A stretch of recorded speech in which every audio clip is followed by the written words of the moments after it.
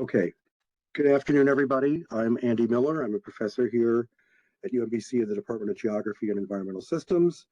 And it's my pleasure to welcome you all to our first virtual seminar of the fall 2022 seminar series in the Department of Geography and Environmental Systems. I'm just going to put briefly on the screen the current listing for the seminar series so you can see what's coming up. Of course, today we have Dr. Camilla Hawthorne from UC Santa Cruz, and Amy Farr will introduce her in just a moment.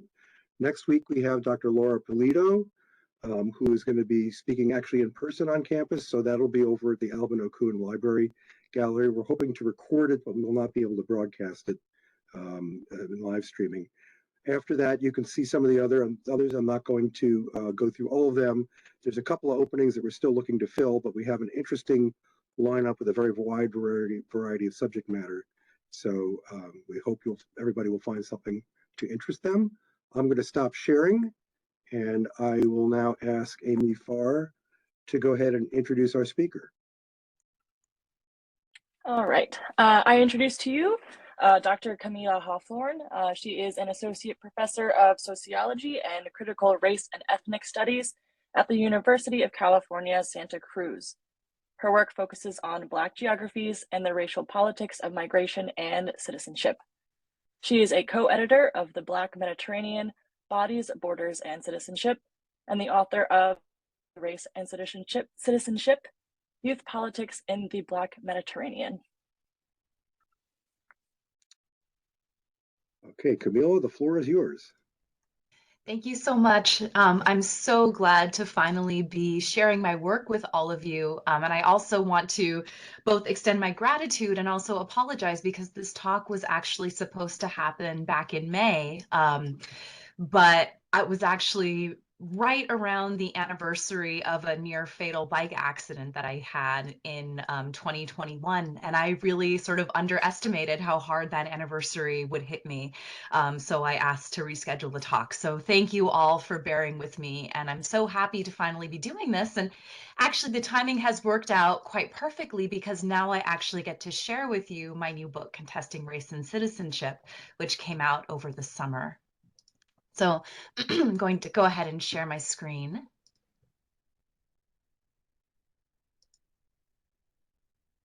Okay, and you can see my screen? Okay. Yes. Great. So today, as I said, I'll be sharing with you my new book, Contesting Race and Citizenship, Youth Politics of the Black Mediterranean. And this is exciting for me because this is the first book presentation that I've done of this book stateside. I had a book talk in Verona over the summer, but this is the first time sharing my book for a North American audience. So thank you all for being here. But before I begin talking about the book, I actually, often like starting these presentations by talking a bit about myself and how I actually got to this research.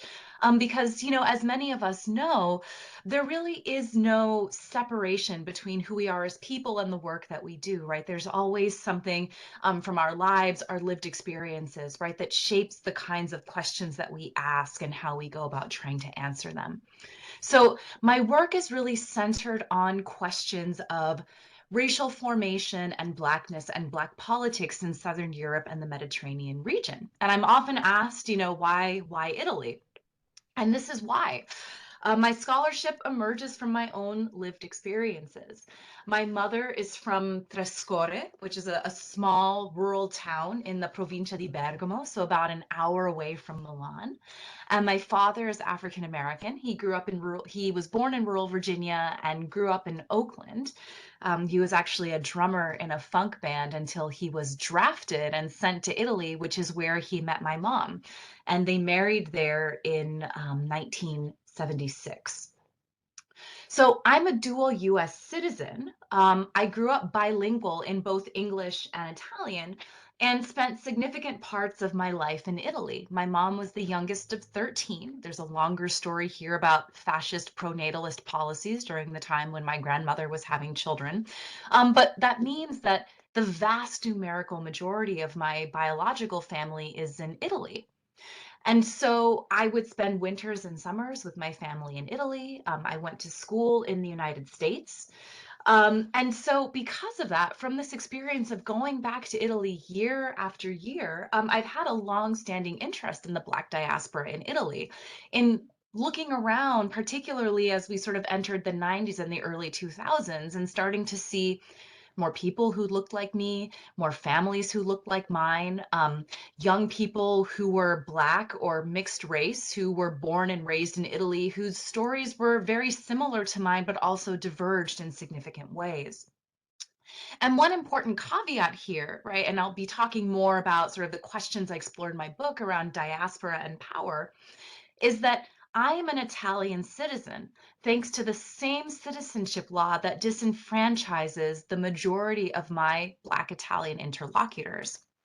Italian citizenship is conferred on the basis of blood descent. And after, I believe it was 1983, Italian women, in addition to Italian men, could pass down their citizenship to their children. So even though I was born in California, I was automatically an Italian citizen at birth. On the other hand, many of my Black Italian comrades were born and raised in Italy. Italy is the only country they've known. Italian is the only language they speak, but they are not automatically citizens at birth. So I'll talk more about that as we go on. But this is all to say that because of both the intellectual and personal connections that I had to Italy, these questions around race and citizenship, challenging the unspoken whiteness, as Gaia Giuliani calls it, the unspoken whiteness of Italianness, has been really important to me. And these are just some examples of sort of different moments when the personal and political and intellectual collided.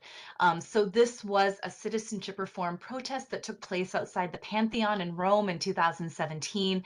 This is me right here in the corner, and a lot of people who are very, very dear to me. And in 2017, with some Italian American comrades in San Francisco, we also organized a citizenship reform solidarity demonstration outside of the Consulate General of Italy in San Francisco. Okay.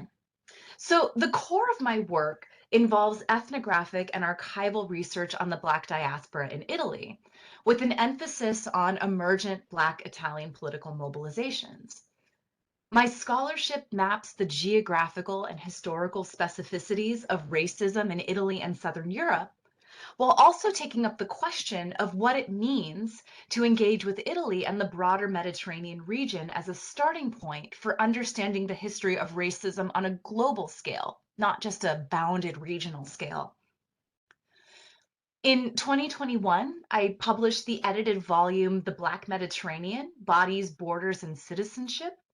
And I served as co-editor for this book. And I just want to, just a small plug for this book because it's something that I'm really proud of. We created this book as a collective. The Black Mediterranean Collective is a transnational group of scholars based in countries around the world. And we both wrote the chapters and collectively edited the book. So the entire process was a sort of horizontal, non-hierarchical process. And as a reflection of that, we actually had to fight with our editor to ensure that on the cover, no one's name was listed first and that we could be listed as a collective in reflection of the collective labor that produced the volume. And in this book, we tried to consider what a careful attention to racism and colonial legacies can disclose about the contemporary Mediterranean refugee crisis. So in this book, we were trying to push back against both the media coverage that framed the European Mediterranean refugee crisis as a sort of crisis of European humanitarianism, as well as sort of tendencies in academia that looked solely at questions of border regimes in the abstract. What we realized is that journalists, commentators, academics were rarely remarking on the fact that a large number of the refugees arriving to Southern Europe from across the Mediterranean were people of who were sub-Saharan Africans, many of whom had direct colonial connections to Italy. And so for this, we wanted to kind of flip the script a bit and move away from a kind of race neutral migration studies framework to actually employ Black studies, race critical theory, and post-colonial studies to have a better sense of what was going on in this refugee crisis. And the book that I'm here to talk to you all about today is Contesting Race and Citizenship, which came out this summer with Cornell University Press. And this book uses as its jumping off point the movement to reform Italian nationality law and provide a path to citizenship for nearly 1 million children of immigrants who were born and raised in Italy. So in the book, I ask why and how Black Italian activists have taken up citizenship as a terrain of struggle over racism in Italy, and what new forms of differentiation and exclusion are emerging in these same efforts to reformulate and expand Italian citizenship law. So in this book, I'm thinking about the political possibilities and limits of citizenship, but also expanding out more broadly to think about the ways that Black Italians are building diasporic communities that extend beyond the boundaries of the Italian nation state. So I'll talk a little bit about the book, and then to sort of wrap things up at the end, I'll say a little bit about what's coming next, hopefully.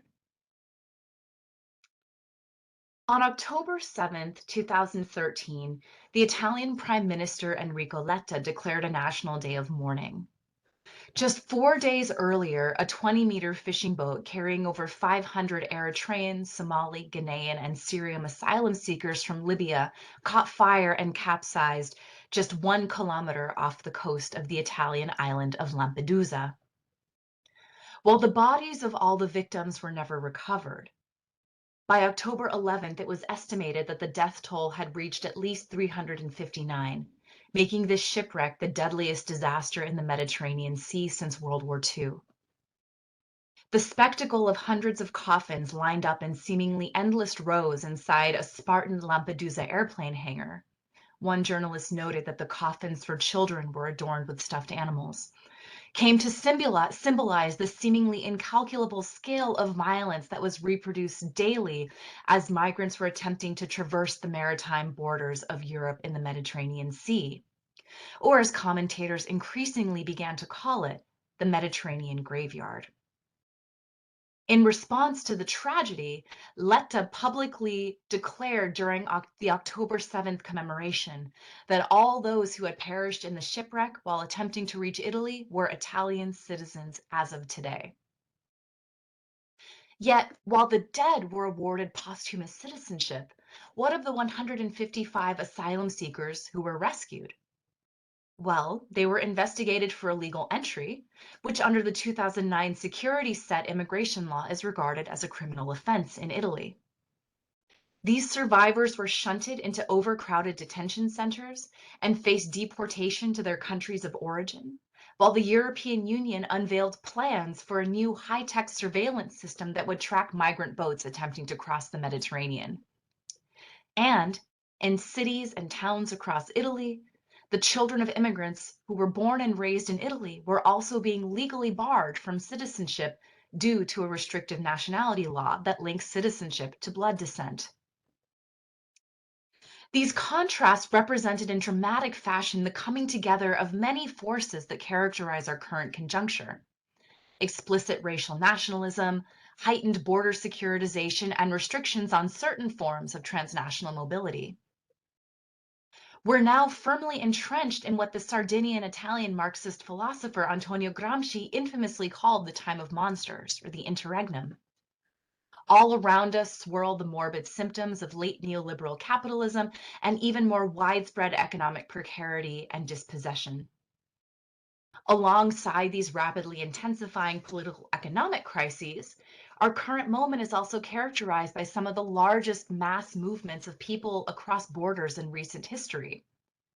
The global population of people displaced by economic instability, environmental degradation, the disintegration of authoritarian regimes, and long-term insurgencies has reached its highest levels since World War II, and these transborder movements have been met with a proliferation of new technologies for the surveillance and fortification of national borders. And across the globe, from the US to Brazil to the UK to India to Myanmar, there's been a frightening resurgence of explicitly racist, xenophobic nationalisms that seem to mark a break from the liberal colorblindness of the post-World War II era. And of course, Southern Europe, and Italy in particular, stands at the forefront of these global economic transformations. Still ravaged by the 2008-2009 Eurozone economic collapse, Italy has faced a series of national government failures, including one just this summer, alongside long brewing right-wing backlashes to migration, the transnational forces of globalization, and the European project itself. Additionally, Italy is an important point of arrival in the context of European refugee emergency, with both a relatively accessible Mediterranean geography and deep colonial ties to 4 of the primary African countries from which people have been displaced: Libya, Eritrea, Ethiopia, Somalia. Migrants who arrive in Italy face varying degrees of neglect, marginalization, and outright violence. And paradoxically, as a relatively young country with a tenuous nation building project and a long history of being marginalized as racially inferior to an Aryan Northern Europe, Italy has also emerged as a key node in the global far-right, neo-fascist, and white nationalist Eurocentric political resurgence. Let's not forget that a few years back, Steve Bannon actually attempted to purchase an old monastery in Europe to build a white nationalist training academy, effectively. In recognition of Italy's geopolitical and analytical significance for understanding the current conjuncture, critical scholars of migration have responded by investigating the securitization of the Mediterranean border, the politics and limits of migrant solidarity movements, and even the lived experiences of refugees. But comparatively understudied are the many concurrent contestations around national citizenship, mobilizations that have been disproportionately propelled by the activism of Black people in Europe who are not necessarily migrants or otherwise new arrivals, but as the contradictory conferral of honorary Italian citizenship on deceased migrants and the criminalization of those who survived reveals, citizenship remains an important part of the analytical puzzle if we wish to understand just how the boundaries of Europe and more broadly the liberal nation state itself are being remade, negotiated, and undone today. One of the most prominent citizenship mobilizations unfolding in Europe today is the movement to reform Italian nationality law. Italian nationality, as I mentioned earlier, is conferred on the basis of blood descent, or jus sanguinis, which has left unrecognized and disenfranchised as many as 900,000 children of immigrants who were born and raised in Italy. And so this is the point from which my story in contesting race and citizenship begins. The book asks why and how so many Black Italians have taken up national citizenship as a privileged terrain of struggle over racial justice, inclusion, and belonging. In the book, I argue that citizenship, and specifically long-standing debates about the legal inclusion of Black subjects in European polities, is key if we want to understand the connection between the subtler late 20th century colorblind or cultural racisms and the resurgence of overt racial nationalisms in the last decade. After all, in the wake of World War II, after the horrors of fascism and subsequent international campaigns challenging the supposed myth of race, racism and racial nationalism didn't disappear. Instead, I argue they were re-embedded in the seemingly race-neutral apparatus of national citizenship. But instead of asking whether citizenship is inherently good and just, right, as the highest legal principle or a path to rights and inclusion, or bad and unjust as an apparatus of racial exclusion or a form of liberal accommodationism, in the book, I'm more interested in the work that citizenship does. National citizenship is a powerful but often overlooked crucible within which racisms are reproduced and reconfigured and new racial distinctions are articulated and the constitutive exclusions of liberalism are laid bare. And as generations of women of color, transnational, and post-colonial feminists have argued, this process is inextricable from the power-laden dynamics of gender and sexuality. Italy, as a post-fascist country currently embroiled in the global resurgence of racial nationalisms, undoubtedly offers us powerful lessons about fascist entanglements of race, citizenship, and nation. But at the same time, a closer engagement with the linkages between liberal and fascist racisms in the Italian historical record and their reverberations in the present also encourages us to acknowledge racial nationalism not just as an extremist fascist aberration, but as foundational to the liberal nation state itself. So on an empirical level, this book is one of the first full-length accounts of Black politics in Italy. I look at the proliferation of Black movements, projects that address the Italian nation state and the wider Black diaspora, the unspoken whiteness of Italian identity, and the interlocking racist violence of Fortress Europe.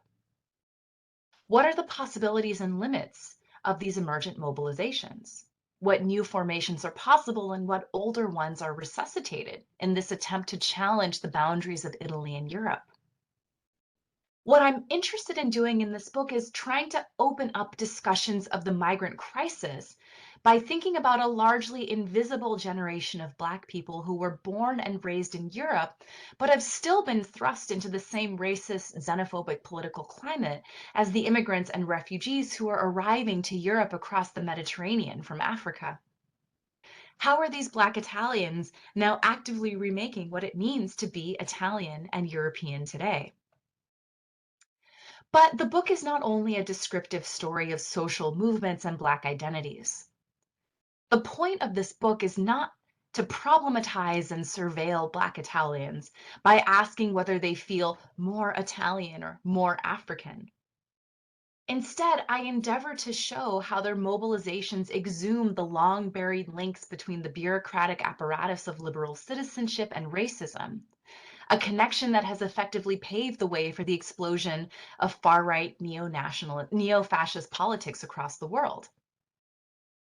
The new Black Italian politics point to many contradictions at the heart of the liberal project and citizenship itself. Can we mobilize for citizenship without reproducing the racial state? If citizenship is a form of inclusion that produces exclusion through the distinction between citizen and alien, then what new forms of differentiation are emerging in these efforts to expand Italian citizenship? Does activism that engages with the racial state's language of citizenship have the potential to radically reformulate that category from within? And to what extent can it inadvertently preclude the articulation of alternative solidarities between Black Italian citizens in waiting, migrants, and refugees? To answer these questions, I look not only at mobilizations for national citizenship, but also at the more capacious transnational Black diasporic possibilities that emerge when activists find themselves running up against the ethical and political limits of citizenship as a means of securing meaningful, lasting racial justice. Formations that are centered on shared critiques of the racial state, as well as shared histories of racial capitalism and colonialism. So, how did citizenship become such an important terrain of struggle?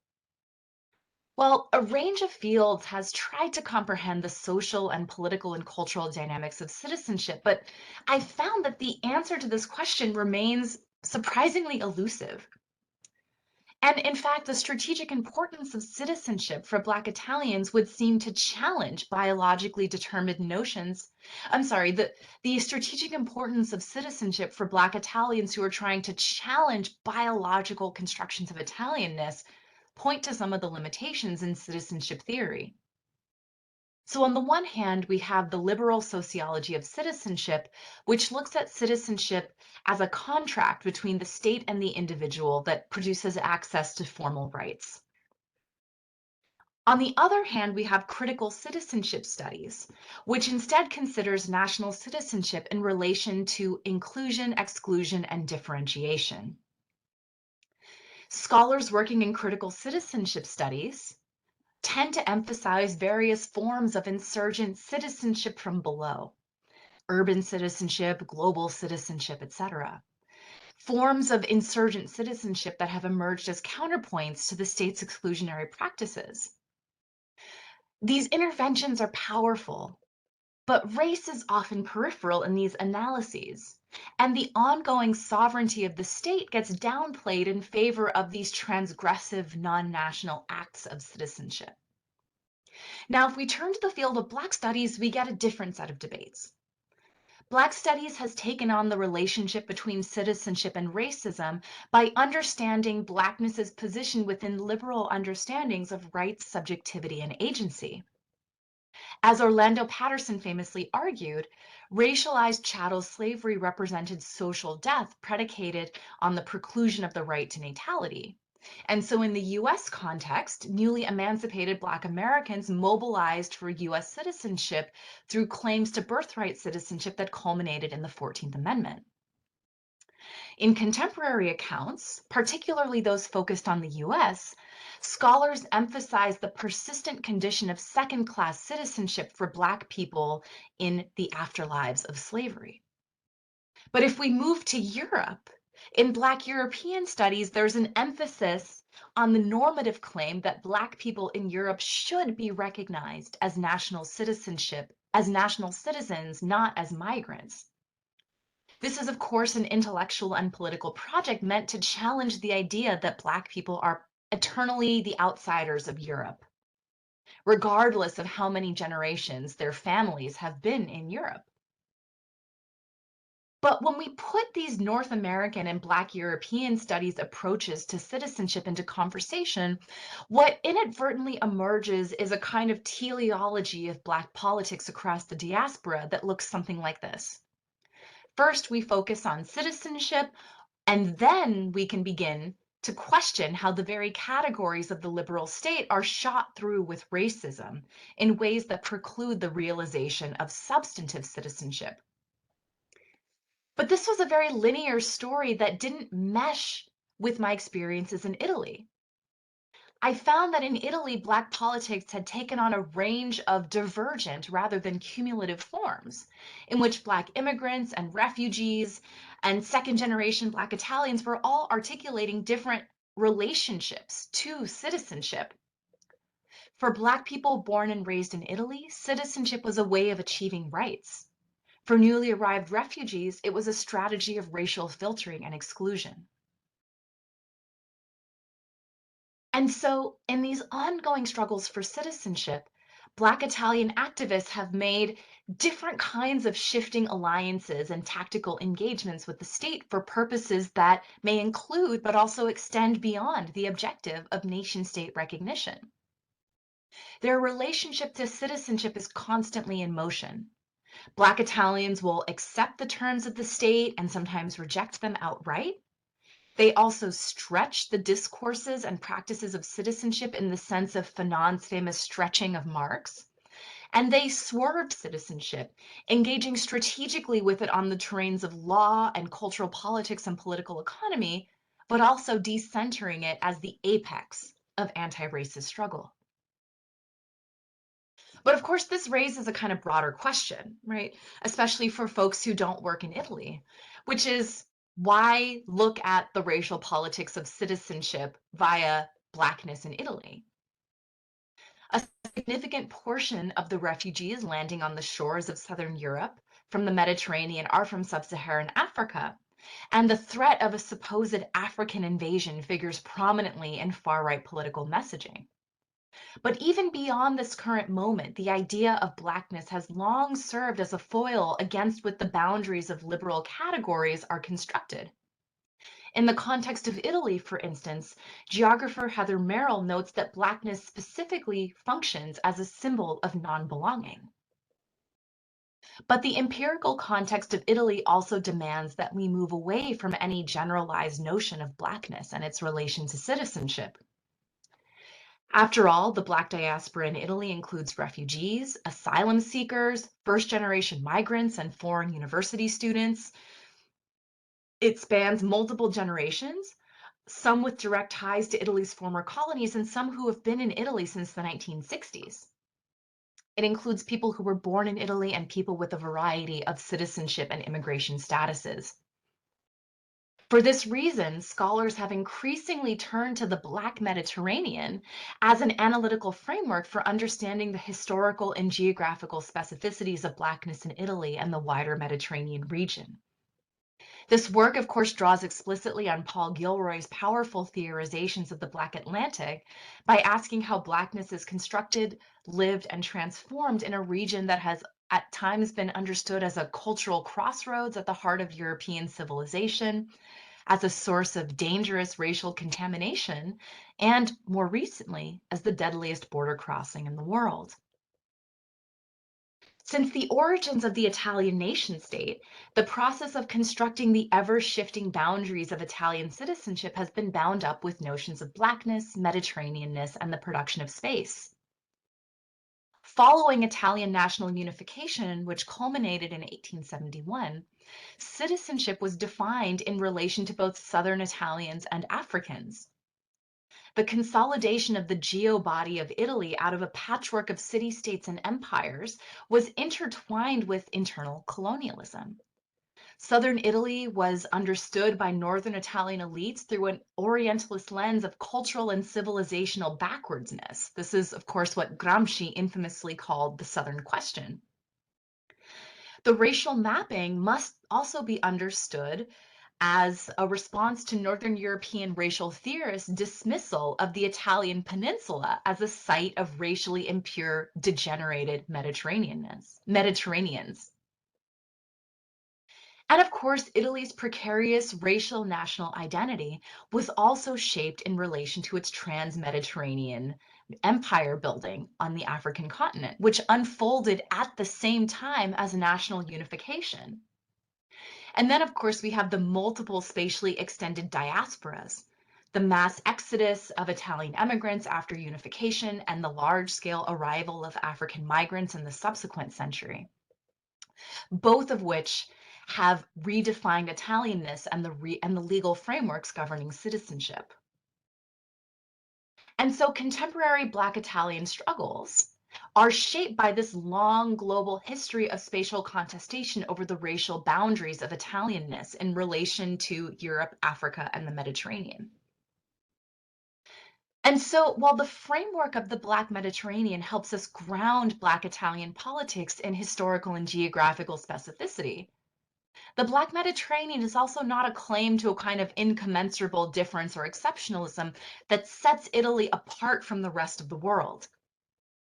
Instead, drawing on insights from Black geographies, supposedly marginal sites are actually relational spaces that offer powerful insights about the working of power and the organization of the modern world. And so in that sense, Italy is a powerful site from which we can theorize about race, citizenship, and Blackness on a global scale. After all, if we take Cedric Robinson at his word, then the origins of racial capitalism actually lie in the Mediterranean, which served as a laboratory of sorts for the kinds of technologies of dispossession and exploitation that were then exported across the Atlantic. And today, some of the most powerful mobilizations against border fortification, state racism, and coloniality are taking place across the Mediterranean. So the duality of the Black Mediterranean as both a site of racist subordination and of innovative resistance reflects the many contradictions at the heart of the Mediterranean as a symbolic and material space. On the one hand, the Mediterranean has been a locus of engagement, exchange, and cultural fluorescence for thousands of years. On the other hand, it's a center for economic extraction, racial violence, and imperial ambition. The Black Mediterranean is thus a site where many different historical forces and subjectivities have converged in ways that complicate linear understandings of politics and solidarity. It is a place where racism, xenophobia, and post-colonialism cannot be easily separated into distinct analytical silos. And so for that reason, the Black Mediterranean is also a political demand, one that calls for radical and transgressive forms of solidarity that can subvert state categories like migrant, citizen, and refugee.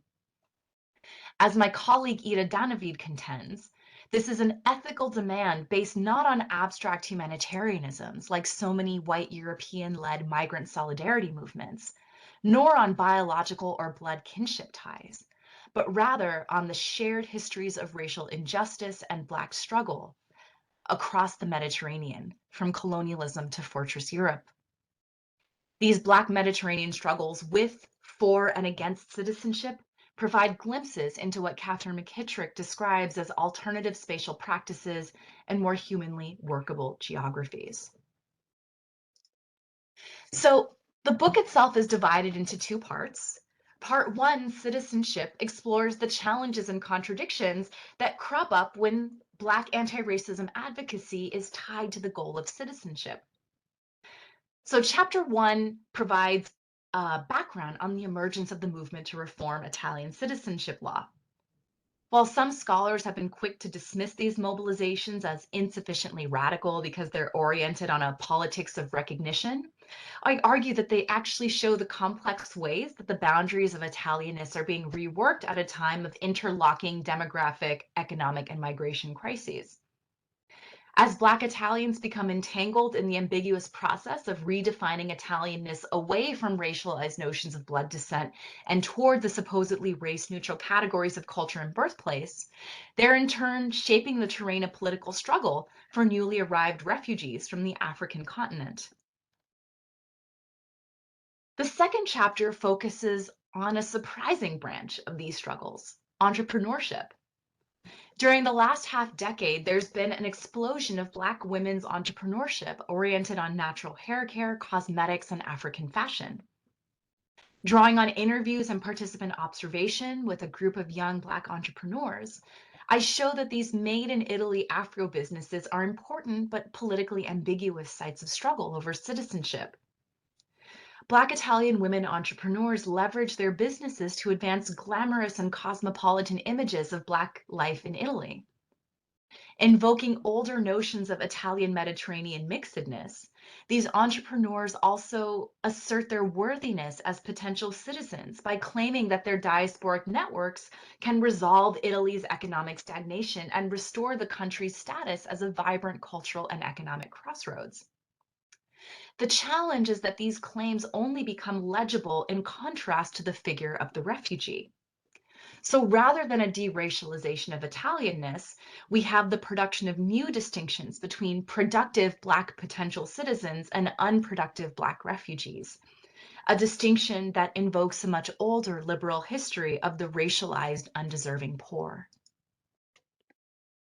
Chapter 3 takes a step back in time.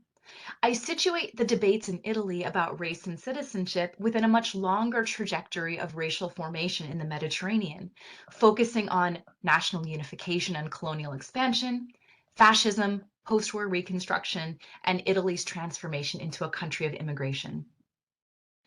Drawing on archival research I conducted in the archives of 19th century Italian racial scientists, I show that mixedness in Italy, in contrast to what usually happened in Northern Europe, was not always seen as a threat to racial purity.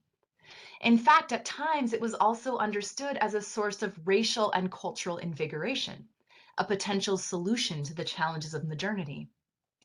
Italy's geographical proximity to Africa generated a range of efforts by scientists, politicians, and intellectuals to clarify the precarious relationship between Italianness and Blackness.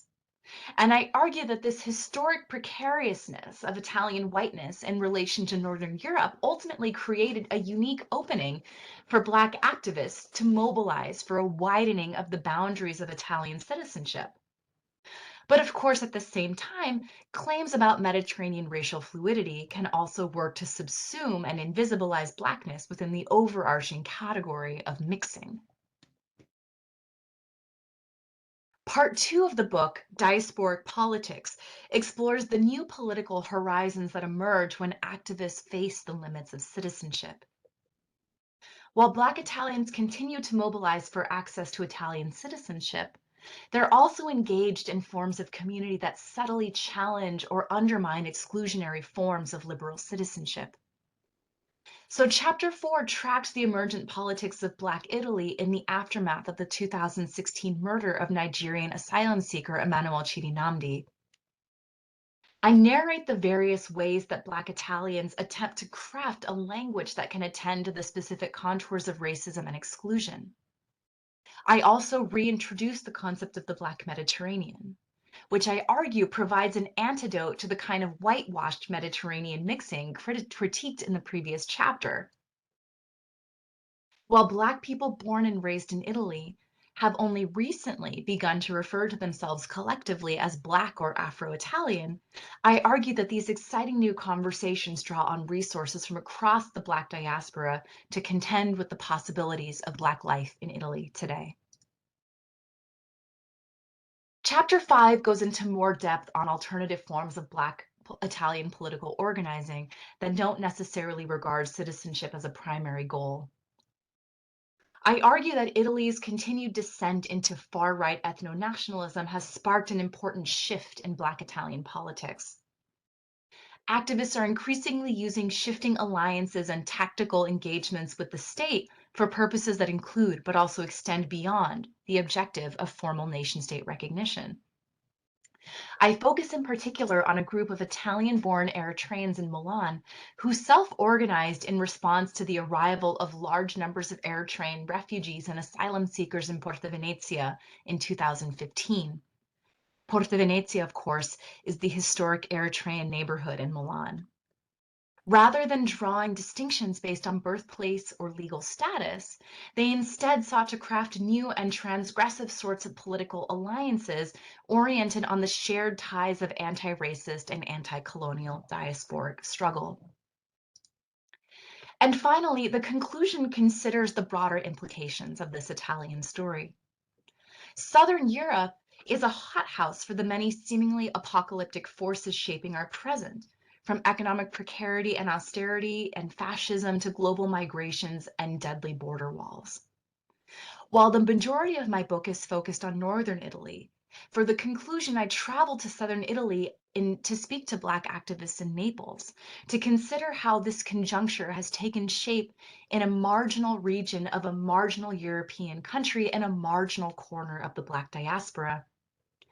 Through these engagements, I conclude that the Black Mediterranean actually represents an instructive limit case wherein colonial legacies, neoliberal practices of migration management, and historically sedimented forms of anti-Black violence have come together to produce not only new dynamics of racist violence and exclusion, but also inspiring new practices of border transgressing diasporic solidarity.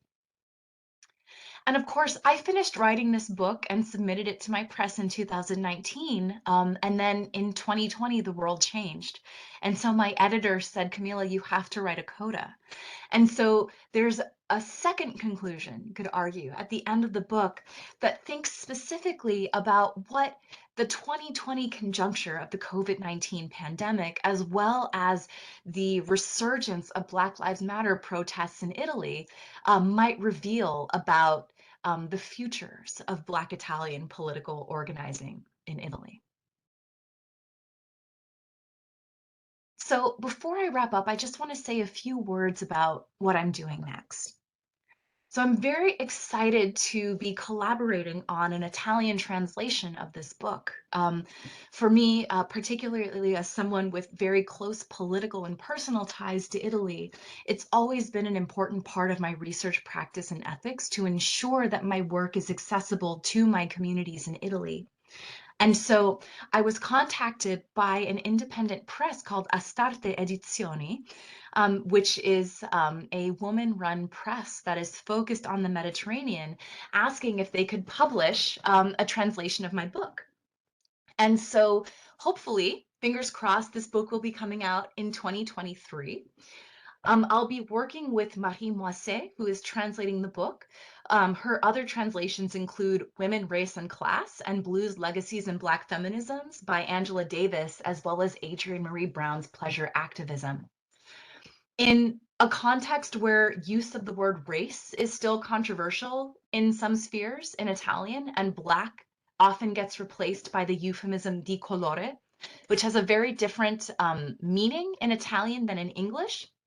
A skilled translator who grasps the racial politics of language and the way that words help to shape our political horizons is key. And Marie, who is also a Black Italian intellectual, is that translator. And Maria Elena Deli Umoza and Angelica Pezzarini are comrades and collaborators who I've known for almost a decade, both authors and activists and intellectuals, and they'll be contributing preface and afterword. Black women have long played a central role in anti-racist politics in Italy. And so I'm deeply grateful for the opportunity to also be foregrounding Afro-Italian women's voices. I just want to say that collaborating on the translation has been a strange process because I worked on this book between 2012 and 2019, and so much has changed since then. But in another deeply infuriating sense, the book is evergreen. At the time when I wrote a new introduction for the translation, in August of 2022, the Italian government once again collapsed. And so this has ushered in the possibility of a new center-right coalition led by the racist, xenophobic, homophobic, and fascist apologist Giorgia Meloni after the upcoming snap general elections on September 25th. And in fact, I just mailed in my ballot to the Italian consulate yesterday. And the government collapse also took with it the most recent attempt at citizenship reform in Italy, which would have granted or created a path to citizenship for the children of immigrants who were born in Italy or arrived before the age of 12 and passed at least 5 years of schooling in Italy. But unfortunately, in Italy, when there's a government collapse, any pending legislation is essentially wiped. And Black people in Italy continue to face deadly violence. Most recently, Alika Oguchukwu, who is a disabled Nigerian street vendor, was beaten to death by a white man in Civitanova Marche this summer in front of a crowd of bystanders who did not intervene on his behalf. But at the same time, my work has never meant to be solely a chronicle of Black suffering and death. As Robin D.G. Kelly reminds us, reducing Black people to merely fungible and violated bodies only reproduces our dehumanization and ignores the ways that we have continued to create communities, forge new cultural forms, engage in radical resistance, and struggle and dream more free and just worlds, all in the face of enslavement, colonialism, racist aggression, and border violence. Finally, I'm working on 2 other books with my collaborator, Jovan Scott Lewis at UC Berkeley. We actually just sent into production an edited volume on Black geographies called the Black Geographic Praxis, Resistance, and Futurity.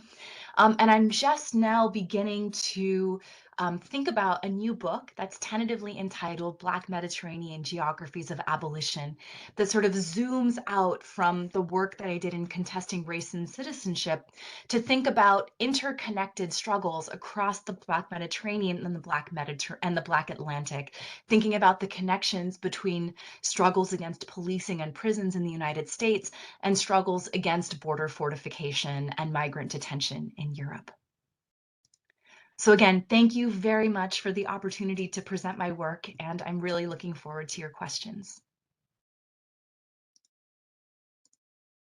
Thank you so much for that presentation. There's so much to think about there. I want to give the students the opportunity, if they will take it, to ask the first question, but Dawn Buehler has one queued up. So I'm just going to ask, is there a student who wants to step in for starters before I give the floor over to Dawn? Sometimes it takes people a couple of minutes. So I think, Dawn, let's go ahead. I was kind of hoping someone would go ahead of me because I want to say that was an amazing talk and gave me so much to think about. And I feel like I'm catching up, like, wow, there's a lot to digest there, and I'm really going to have to think about it. So pardon me if, well, I know that my questions are just starting to formulate, but I have 2 things that I was curious about. One, I noticed that you mentioned that I think you said 1983 was when Italian women could pass their citizenship to their children, and that got me thinking about how does gender figure into this? And you mentioned gender a little bit, and I'm just interested in hearing a bit more about that. Um, and then I was also thinking about um, futures and the way that so frequently in the kind of Fortress North talk about futures of migration is the specter of climate change and climate migration. And I'm wondering if that and other discussions about kind of the future, where that's coming in, if you have interesting examples um, that address kind of where these issues of citizenship and Black Italianness are going in the future. I would love to hear you talk about that, and especially examples. I'm really curious to hear about how people are kind of mobilizing these issues. Thank you so much. It was so interesting. Thank you so much, Dawn. And for the second part of your question, I just want to make sure I'm understanding. So are you sort of asking how futurity as a discourse is playing out in these conversations, or just sort of asking me to kind of think into the future where I see these conversations going? I think I was mostly curious about futurity in the discourse that you're Mm-hmm. studying and among the folks Yeah. that you're working with. Yeah. Thank you. So to your first question, yes. So questions of gender are absolutely important. So if we, again, if we think about just the legal contours of Italian citizenship law, the first citizenship law that was enacted after the formation of the Italian nation state. So this law was the 1912 law.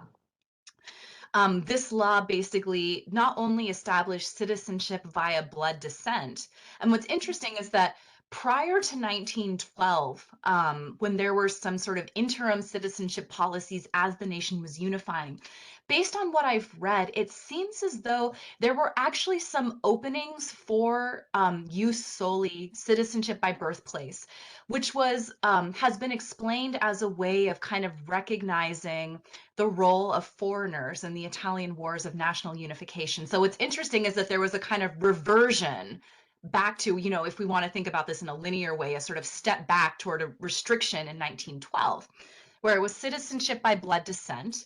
And part of this had to do, there were a lot of reasons for this. Another piece of the story also has to do with the massive exodus of Italians outside of Italy. And so there was a sense that Italian nationality had to be this bond that persisted regardless of where Italians were geographically located around the world. But the other thing that it did was basically establish citizenship as tied to the paterfamilias, or the head of the family, right? So this meant that if Italian women married foreign men, they would lose their Italian citizenship, and that Italian women could not pass citizenship to their children until much later. So if I had been born just a few years earlier, I wouldn't be an Italian citizen. And throughout these contestations over citizenship, we always kind of see questions of gender and reproduction and sexuality as sort of really central to the ways that Italianness is being bounded. So part of the marginalization of Southern Italy as racially inferior and backwards was tied to particular ideas about the promiscuous sexuality of Southern Italian women. So Cesare Lombroso, who is the father of modern criminology, that's in sort of North America, he's known primarily as the father of modern criminology. What people often don't realize is that he's Italy's most famous homegrown racial theorist. His most famous book is called Criminal Man, but another book he wrote was called Criminal Women. And part of it was basically trying to understand supposedly why Southern Italian women were more likely to engage in sex work.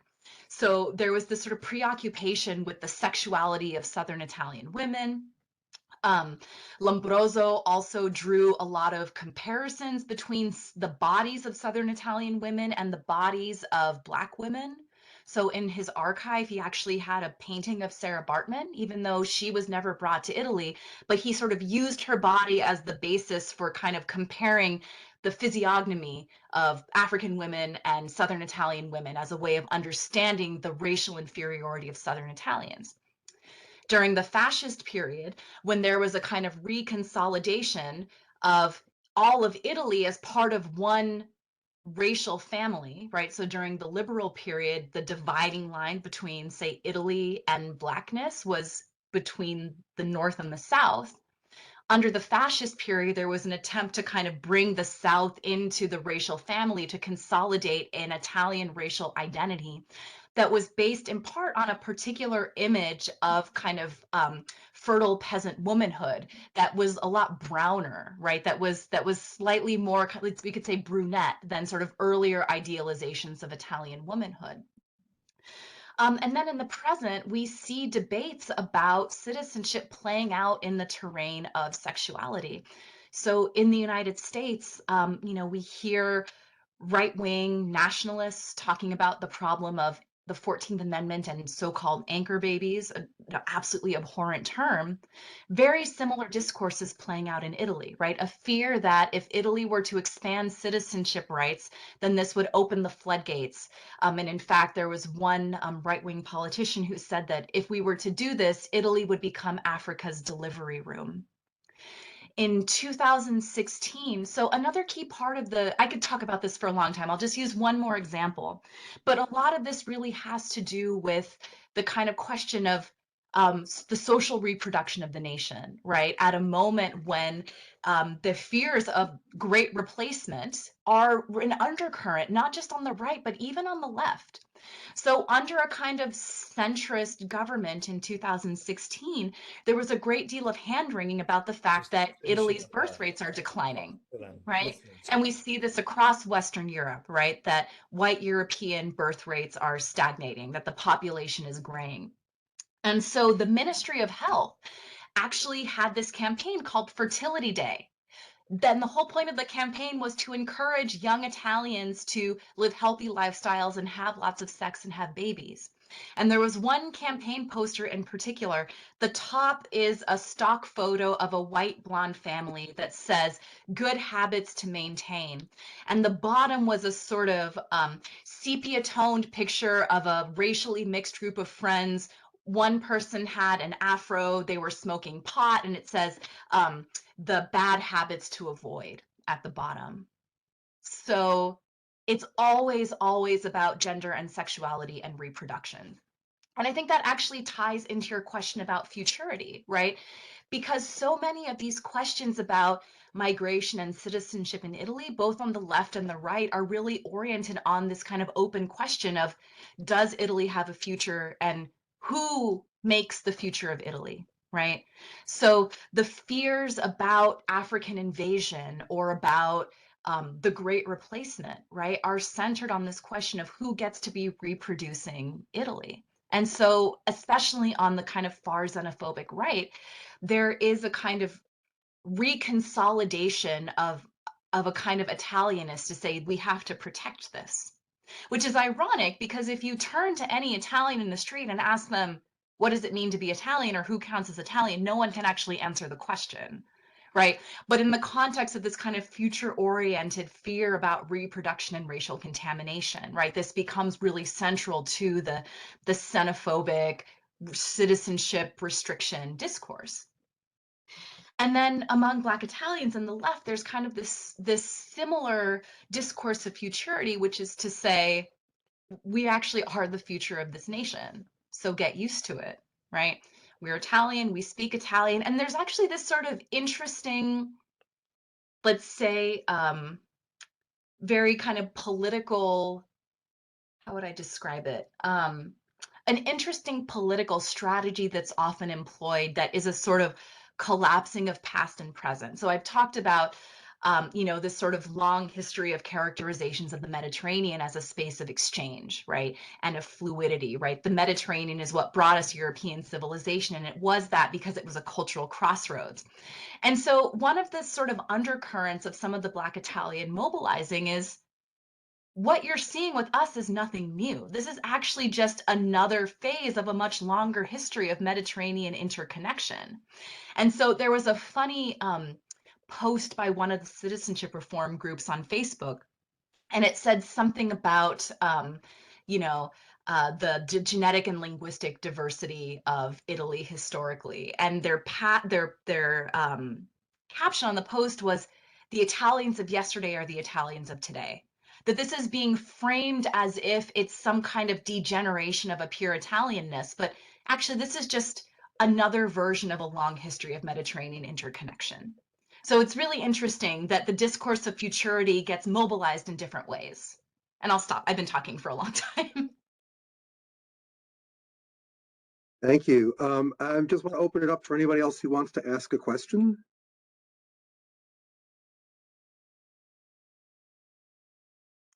So I'm not seeing any, so I'm going to go ahead and ask one. Samara, yeah, a lot of the, Samara has a hand up. oh, I'm sorry. I didn't see, I'm only looking at the chat, so go ahead. My bad. I was just wondering, kind of what you mentioned earlier about the African immigrants. Like, what role do you think Italy plays today, especially when considering like East African nations, like especially like Ethiopia, like kind of like the historical relationship and then how that plays out today, I guess. Yeah. So to answer that question, I'm going to share my screen again because I didn't really provide captions for the images that I showed, but I think this is really important. So this is a map. It's adapted from a UNHCR map of migration routes between sub-Saharan Africa and the Mediterranean. And one of the primary routes, as you can see, goes from, goes Somalia, Eritrea, Ethiopia, through Libya, and across the Mediterranean. Now, what's really significant here is that, well, first of all, there's an interesting parallel between this map, right? This is Giuseppe Sergi, who was another 19th century racial theorist who actually said contra Lombroso that the origins of the European race were actually in the Horn of Africa, that that actually we have the Mediterranean race branches from the Horn of Africa, spreads across the Mediterranean, and then becomes Europeans. But the other thing that's important about this is that this line is tracing the old Italian colonial route. Somalia, Ethiopia, Eritrea, and Libya were all Italian colonies, and in fact, used to be connected by an air travel line, the Italian Imperial Airline, that actually followed this same route. So that's just sort of one way of thinking materially about the connection between past and present, right? It's not a coincidence that, especially during the 2015-2016 refugee crisis, that the majority of the migrants who were arriving across the Mediterranean into Italy had some kind of colonial connection to Italy. Many of these people speak Italian already, or have relatives who had traveled to Italy, or had relatives who had worked for Italian settlers in the colonies.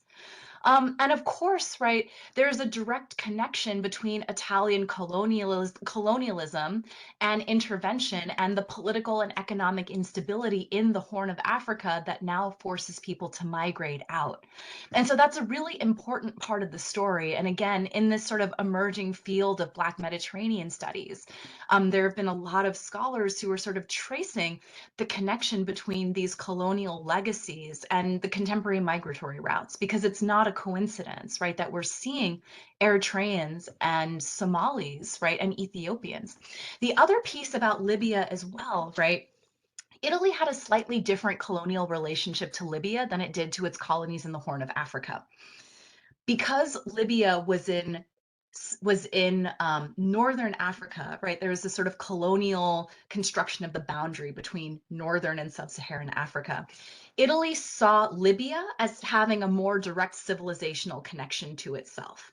And so as a result, Italy actually gave Libyans a form of citizenship. It wasn't equivalent to Italian citizenship, but there was a special form of citizenship for Libyans, whereas in the Horn of Africa, those colonized subjects were subjects. They were never citizens. And even after decolonization, Italy has attempted to maintain connections with Libya. And most importantly, through over the years, a series of migration agreements between Italy and Libya, where Italy basically pledges development aid to Libya in exchange for Libya doing everything it can to prevent sub-Saharan African migrants from crossing the border, right, to the Mediterranean. And so when we think about the violence that's enacted against Black migrants in detention centers in Libya, again, we can't talk about that without talking about this continuation of a long history of Italian influence in Libya. That's a great question. Thank you.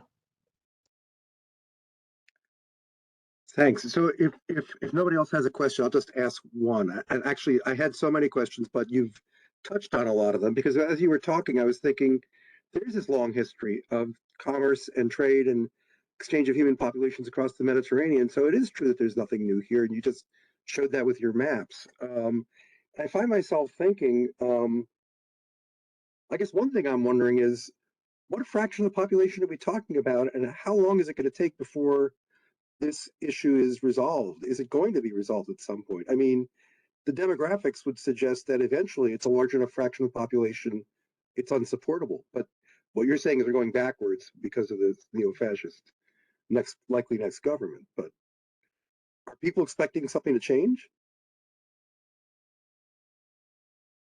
You're muted. I think you're muted. Sorry about that. It's such a hard question. And I'm usually not one to sort of put my hope in demographic inevitability, right? Like we just have to wait for this generation to die. I mean, we see that in the United States, right? There was so much kind of optimism about millennials and Gen Z and that, racism would go away, but we're actually seeing, new forms of, digital media mediated fascism that is particularly attractive to Gen Z and millennials. That being said, I think in the case of Italy, I think that I am maybe a little bit more hopeful for the power of demographic change. I look at the generation. So my cousins are. So I'm 35. My cousins are my age or older. They have kids who are now in elementary school, and their kids have classmates whose parents come from all over the world, and it's just not a big deal to them. It's not something that they notice, right? I see with my cousins and my aunts and uncles, they sort of struggle to wrap their heads around this. What do we call these people? Oh my gosh, it's so amazing that they speak Italian. Wow, Camilla, can you believe that they speak Italian? But for the children of my cousins, it's just totally banal. And that banality is what gives me hope. Now, Italy's political system is particularly gerontocratic, right? There is a huge concentration of power among elderly politicians. And I do think that that kind of has something to do with it, not to fall into any kind of ageism, but if we think about the Italian educational system, the denial of colonialism, right? People who are, who were alive during World War II. I mean, we have direct descendants of Mussolini who hold on to the Mussolini name and proudly talk about Mussolini as, their father or grandfather who are in government, right? That's a problem.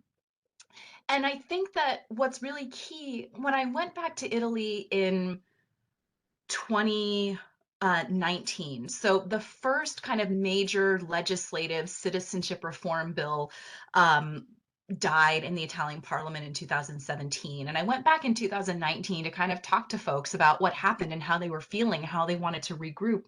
And what I thought was really important is that they said, we are focusing our work not on politicians, but on teachers now. We're working in schools because that's where the change happens, because school teachers are the ones who are seeing this demographic change, and they're the ones who actually have the potential to really mold the way that people think about society. And so in that sense, I want to be cautiously optimistic that, in a generation or two, the tenor of these conversations will change. But again, we can't just get into demographic inevitability. We also have to do the work, hence the working alongside teachers as kind of sites of political struggle. I'll just offer a last comment because then we probably do need to close. what you just said, yeah, it's hard to think about these things and point a finger at Italy when you think about what's going on here. What you just said is exactly why the far right is trying to control school boards here, to keep the next generation from learning about the truth, right? But the thing that mystifies me, and I guess it's absolutely true in American society, and I guess now a lot of places, is that if you look at where the most vibrant economies are and cultures, they're in cities that have a large immigrant population. No American city can thrive unless it has an immigrant population, and it's kind of like you're cutting off your nose to spite your face. You're trying to prevent people from coming in who are your future, who will make your future prosperous.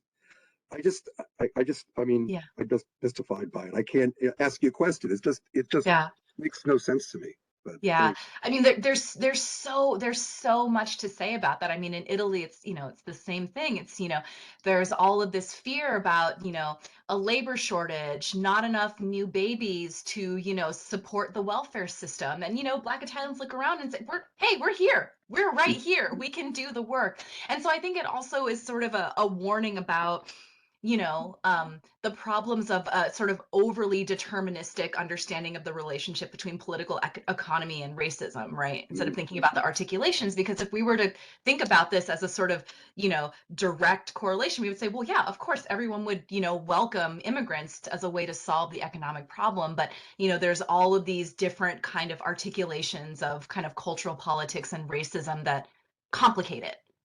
Yeah, there's a lot more to say about that. right. I guess I don't know if anybody, we're going to have to end, but if anybody has any last comments, this is the time. I'm going to stop recording in just a second. So I feel like I could ask you questions all day long, but I'll just read the book and then look for your next books. Thank you so much. all right, thank you. I'm going to stop the recording now. We really appreciate this really fascinating discussion. So, Yeah, well worth the wait. Thank you so Thank you much. so much for coming. And if anyone would like to follow up or have any other questions, I'll just pop my email in the chat. Please feel free to send me a message. Thank you so much. Okay, thank you. I'm going to stop the recording now. Okay.